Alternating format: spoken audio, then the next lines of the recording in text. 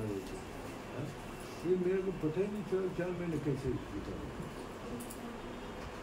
तो वही भगवान के साथ जब हम निरत रहते हैं तो हमको पता ही नहीं चलता। हाँ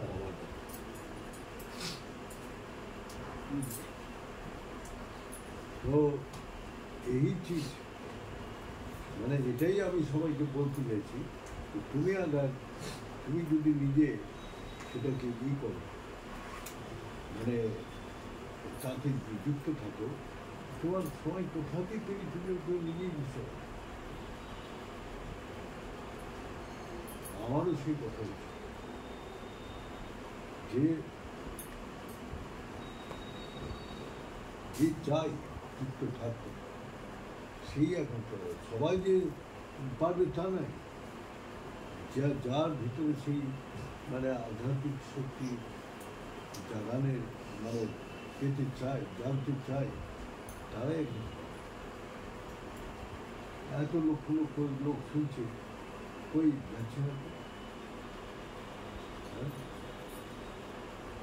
কর্ম জগতে কর্ম করার জন্য অনেক আছে, কিন্তু সাধক হতে গেলে সাধন সেই ঈশ্বরের জ্ঞান পেতে গেলে তাকে সাধনা করতে হবে।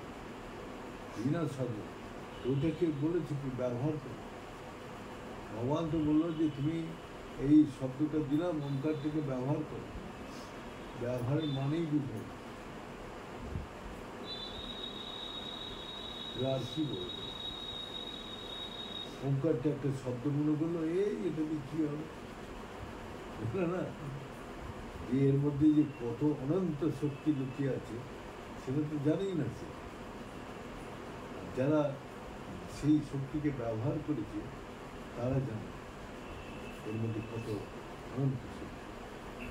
হয়তো ওঙ্কার লেখা দেখছে, পড়ছে, শুনছে, তো কই তার মধ্যে তো কোনো ফিলিং নেই।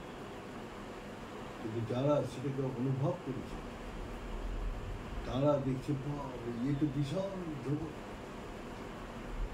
এর থেকে সারা সংসারে মানে যত অণুতে চলে গেছে ততই পরমাণু শক্তি। কিন্তু বলছি তো অণু ছাড়া পরমাণু শক্তি বাড়তেই পারে না। যত মানে আরো সূক্ষ্মতে যাবে তত পাওয়ারফুল। বিজ্ঞানে যদি এই কথা বলে তারা তো সেখানে পৌঁছাতে পারছে না, সেই সূক্ষ্মের মধ্যে প্রবেশই করতে পারছে না।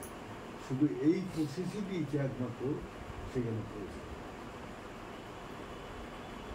কিন্তু আমরা পেয়ে কি ব্যবহার করছি, কি কাজে লাগাতে পারছি, সেটাই তো মানে ওঙ্কার থেকে একটা অক্ষর বলছে। কিন্তু কি বলছে সপ্তাহ চতুষ্পাদম ত্রিস্থানম পঞ্চদৈবতম, মানে সাতটা ইসে বিভক্ত হবে। মানে ভুব সব মহ তন তপ সূত্র সপ্তম লোক ব্যাপ্ত। আর তারপরে ওঙ্কার জাগ্রত স্বপ্ন, জাগ্রত সুষুপ্তি তুরিয়াতি না জাগ্রত সূক্ষ্ম আর ইয়ে চারটা অবস্থা, জাগ্রত স্বপ্ন সুষুপ্তি তুরিয়াতি, চারটা অবস্থা। মানে তার মানে আমি যখন জেগে আছি তখনও আছে, ঘুমিয়ে গেছি তখনও আছে, তারপরে যে ডিপ স্লিপে চলে গেছি তখনও আছে, এবং সে নিজে হারিয়ে গেছে তখনও তুরিয়াতি তবে। তার মানে এনার্জিটা আমি দেখতে পাচ্ছি যে আমি জেগে যখন কাজ করছি তখন এনার্জিটা অনুভব করছি, যখন ঘুমিয়ে আছে এনার্জিটা আছে বলে তো আমার সেটা অনুভব হচ্ছে। তারপরে এটার পরে আবার আমি যখন যাচ্ছি মিশে ওই যে তোমার ডিপ স্লিপে তখনও আছে, এবং তারপরে আবার তোমার মানে যখন আমি সব কিছু আড়ি করি তখনও তুরিয়াতিটা। আর তিনকালে অতীত বর্তমান ভবিষ্যৎ তিনকালে ওঙ্কার আছে, সেটা মুক্তি উচ্চারণ করবে কী করে? হ্যাঁ তুমি বলো। আমাদের পণ্ডিতরা বলছে এই ওঙ্কার মেয়েরা উচ্চারণ করবে না। হ্যাঁ আর বলে আপনি উচ্চারণ করে দেখেন না।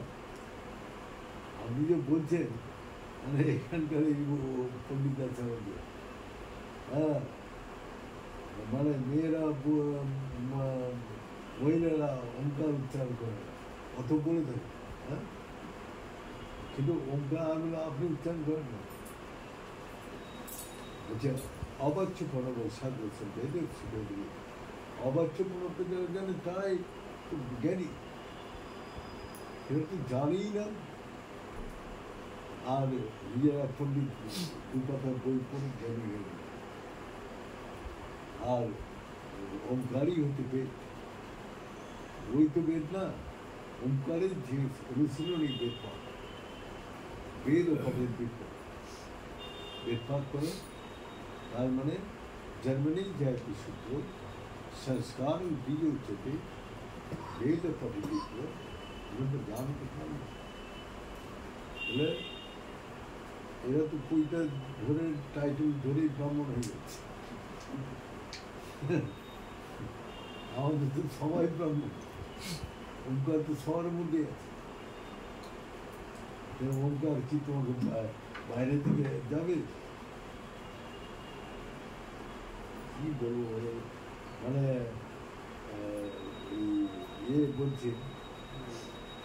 বলছে ওই যে অসীম নাটক, ও বলছে যে আমার যখন পড়তে হয় 7 দিন ধরে আমার মানে পূজা পাঠ অনুষ্ঠান যা যোগ্য 7 দিন ধরে হয়েছে।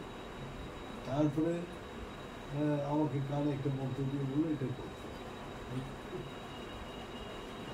এটা তো কোনো হলোই না, আবার কি অনুষ্ঠান? তুমি চিন্তা করে রাখো যে আমাদের সংসারে এই, আর ওর ছেলে বলছে, ছেলে ধ্যানে বসছে 2 ঘন্টা 1 ঘন্টা বসে থেকে, ওর ছেলে তো বলছে যে 100 সূর্যের মতো তার আলো, হ্যাঁ, এইটুকু বাচ্চা বলছে। আর আমি বললাম যে क्या सब, बोला हम तो अंधा ब्राह्मण है, हम तो पुकार दिखाई नहीं दिया। হ্যাঁ, তার মানে রিচুয়াল অনেক কিছু অনুষ্ঠান করছে, ঠিক আছে, কিন্তু রিচুয়ালের দ্বারা তো সে কিছু পাবে না। বাহ্যিক উপাচার দিয়ে কি হয়, ওঙ্কার তো ভিতরে প্রতিষ্ঠিত, সেখানে ভিতরে কি করে করবে সেইটাকে বলছে ব্যবহার করতেছি। কিন্তু যারা মন্ত্র নিয়েছে ব্যবহার করে না ঠিক মতো, তারা সব ভুলে গেছে। তাদেরকে জিজ্ঞেস করো, তা বলতে পারে। কিন্তু আমাদের গুরুজি প্রত্যেকটা জিনিস পুঙ্খানুপুঙ্খভাবে বুঝিয়ে দিয়েছে। কিন্তু যারা করে না, তুমি একদিন শহরে বসে জিজ্ঞাসা করো, কেউ বলবে আমি তো বলছি না, আমি যে সেটাই বলতে পারবো তো দূরে। তারপর তো ওঙ্কারের ব্যবহার কী করে করতে হবে সেটাও পারবে।